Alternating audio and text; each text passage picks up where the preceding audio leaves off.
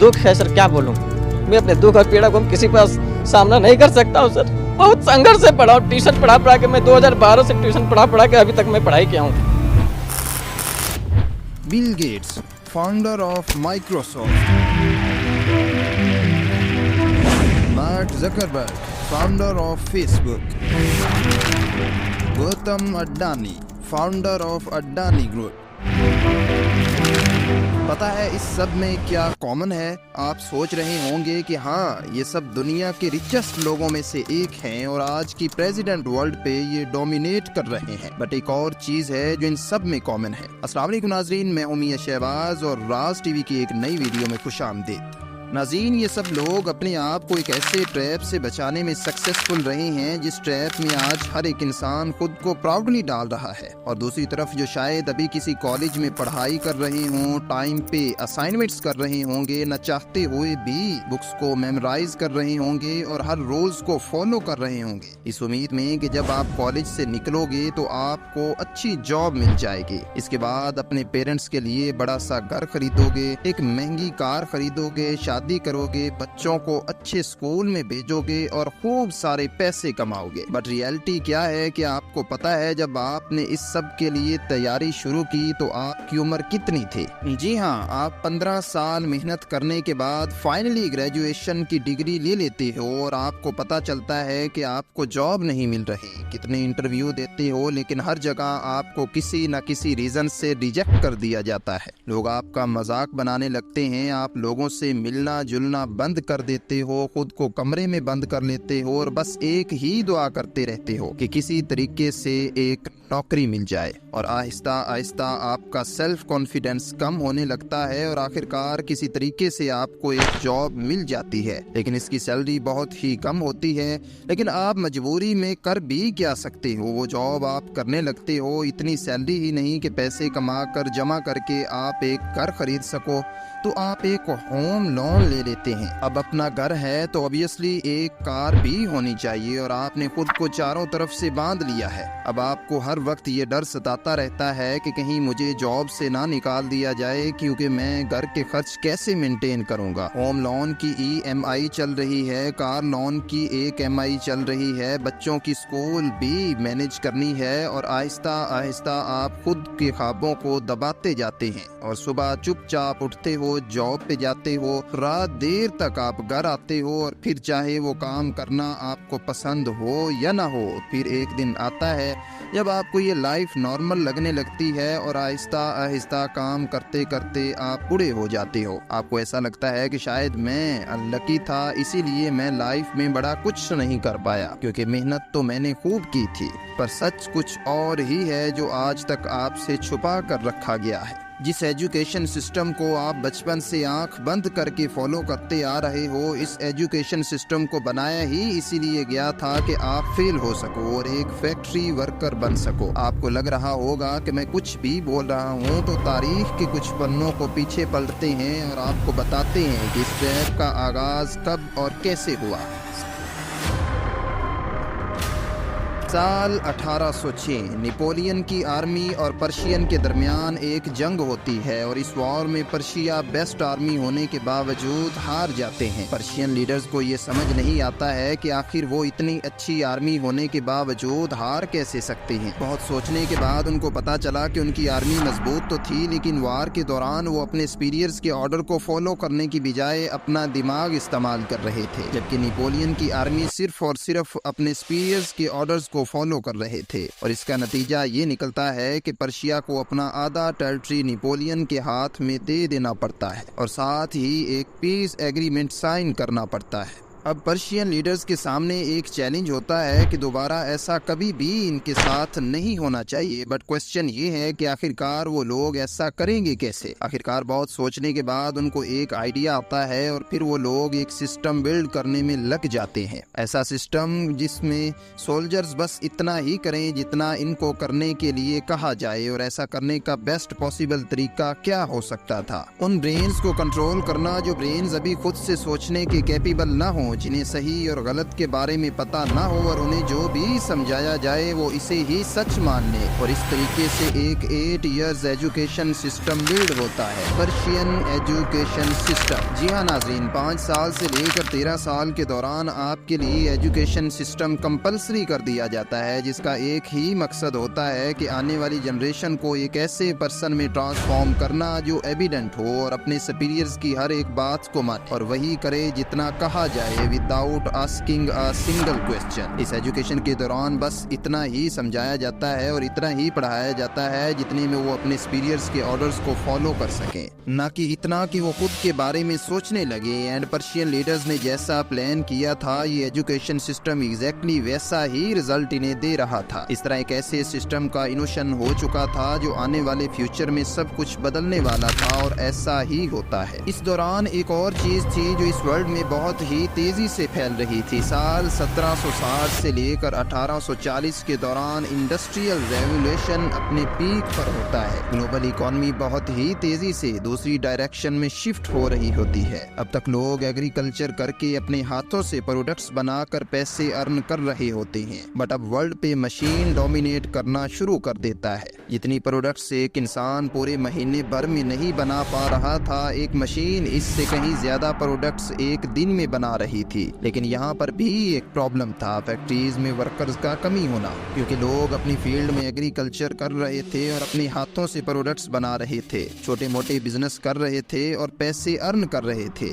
Persian education system अपने results की वजह से अपने ऊपर के बैठे हुए लोगों तक ऑलरेडी पहुंच चुका था, और अब डिफरेंट कंट्रीज ने अपना एजुकेशन सिस्टम इस पर्शियन एजुकेशन सिस्टम के मॉडल पे बनाना शुरू कर दिया। और इस पर्शियन एजुकेशन सिस्टम का मकसद एक ऐसी जनरेशन तैयार करना था जिनकी क्रिएटिविटी को ख़त्म करके इनके दिमाग में पैसा अर्न करने का बस एक ही ऑप्शन रह जाए, और वो हो वर्क एज अ लेबर। और ठीक ऐसा ही होना शुरू हो जाता है, और जो लोग अब तक फार्मिंग करके छोटी मोटी बिजनेस करके मनी अर्न कर रहे होते हैं, उनके बच्चों के ब्रेन को इस तरीके से वॉश किया जाता है कि जब वो अपनी एजुकेशन कंप्लीट करके निकलते हैं तो इनके दिमाग में पैसा कमाने का बस एक ही ऑप्शन रह जाता है, और वो होता है नौकरी करना। और ठीक इसी तरह होना शुरू हो जाता है, और आहिस्ता आहिस्ता वर्कर्स की कमी पूरी हो जाती है। इसके अलावा उस वक्त हमारा मुल्क पार्टीशन से पहले जो बर्रे सगीर के नाम से जाना जाता था, ब्रिटिशर्स का गुलाम था, और यही मसला अंग्रेज़ों को भी दरपेश था। और वो मसला था कि वो थे तो बस कुछ ही, और इतनी बड़ी आबादी को कंट्रोल में रखना बहुत ही मुश्किल हो रहा था। ये वक्त था साल 1835 का।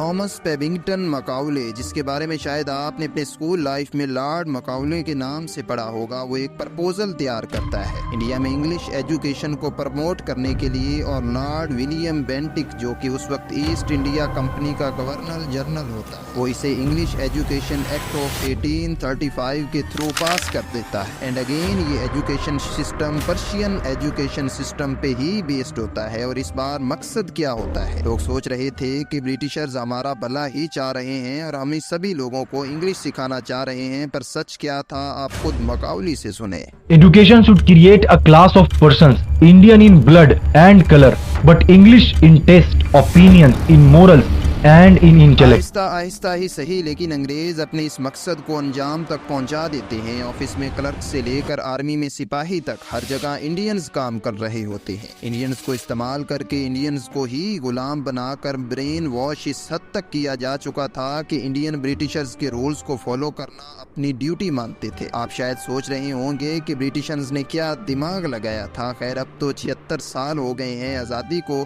अब तो सब कुछ ठीक हो गया है, लेकिन कुछ ही मिनट्स के बाद आपको अपनी इसी सोच पे हंसी आएगी। क्या आप जानते हैं कि आपके पैदा होने के बाद या शायद आपके पैदा होने से भी पहले आपके पेरेंट्स के माइंड में जो सबसे पहला ख्याल आता है वो क्या है? कि मैं अपने बच्चे को एक बड़े स्कूल में पढ़ने के लिए भेजूंगा। आज हमारे मुल्क में स्कूल्स एंड कॉलेजेस एजुकेशन की जगह कम और स्टेटस की जगह ज्यादा बनते जा रहे हैं। आप जैसे ही बोलना शुरू करते हो, आपके पेरेंट्स बड़े प्राउडली आपको एक अच्छे से स्कूल में एडमिशन करवा देते हैं और फिर रिलैक्स हो जाते کہتے ہیں کہ میں نے تو بڑے اسکول میں اپنے بچے کا ایڈمیشن کروا دیا، اب میرے بچے کا فیوچر وہ لوگ بنا دیں گے، مجھے بس ٹائم پہ فیس پے کرنی ہے۔ آپ اسکول جاتے ہوئے فریش، کیوریس اور کریٹیوٹی سے بھرے ہوئے مائنڈ کے ساتھ، ایک ایسے مائنڈ کے ساتھ جس کے اندر کوئی کمپٹیشن نہیں ہوتا، ایک ایسے مائنڈ کے ساتھ جسے اگر صحیح سے ٹرین کیا جائے تو وہ بہت کچھ کر سکتا تھا۔ لیکن جیسے ہی آپ اسکول میں جاتے ہو، آپ کو کچھ سبجیکٹ سے کمبینیشن کا ایک سلیبس دے دیا جاتا ہے، اور پھر اب سے وہی آپ کی دنیا بن جاتی ہے۔ آپ صبح سے لے کر شام تک انہی کے بارے میں سوچتے ہو، انہی کو پڑھتے ہو، اور اگر آپ نے اس کے علاوہ کچھ اور سوچا یا کچھ اور پڑھا تو آپ کے مارکس پر ایفیکٹ پڑتا ہے،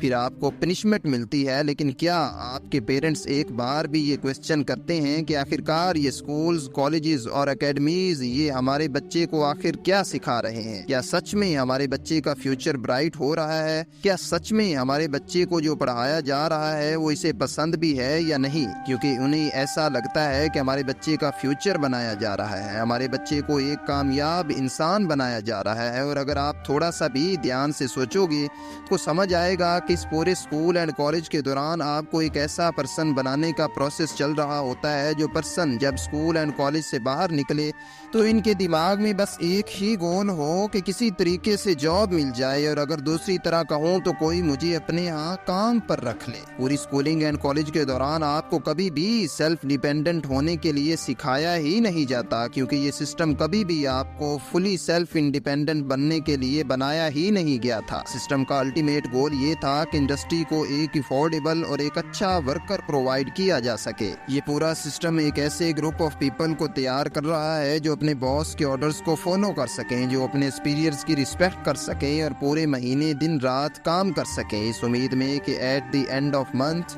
مجھے ایک اچھی سیلری ملے گی، پھر چاہے وہ کام مجھے پسند ہو یا نہ ہو۔ لوگ اپنی 25% سے زیادہ زندگی موجودہ ایجوکیشن سسٹم میں لگا دیتے ہیں تاکہ اپنے سے کم پڑھے لکھے آدمی کی کمپنی میں جا کے اس کے خواب پورے کر سکیں۔ کوئی کیوں چاہے گا کہ آپ ملینئر بنو، آپ سیلف ڈیپینڈنٹ بنو؟ اس سے ان کا کیا فائدہ ہوگا؟ کیونکہ اگر آپ سیلف ڈیپینڈنٹ بن گئے تو پھر آپ آرڈر فالو نہیں کرو گے، آپ ہر چیز میں کوسچنز کرو گے، آپ غلط چیزوں کے خلاف آواز اٹھاؤ گے، اور آپ کبھی بھی اس ٹریپ کو سمجھ ہی نہیں پاتے۔ کیونکہ جب آپ کو اس ٹریپ میں ڈالا جاتا ہے اس وقت آپ کی اتنی ایج ہوتی نہیں ہے کہ آپ کچھ سمجھ پاؤ، اور جب تک آپ اس ایج تک پہنچتے ہو جہاں پہ آپ سوچنے کے کیپیبل ہوتے ہو تب تک کافی لیٹ ہو چکا ہوتا ہے۔ یا تو پچھلے 15-20 سال سے اس سسٹم کو فالو کرتے کرتے آپ کا اس طریقے سے برین واش ہو جاتا ہے کہ آپ کو یہی چیز صحیح لگنے لگتی ہے، یا پھر آپ کی اتنی ایج ہو جاتی ہے کہ آپ کے اوپر کافی زیادہ ذمہ داری آ جاتی ہے اور آپ چاہ کر بھی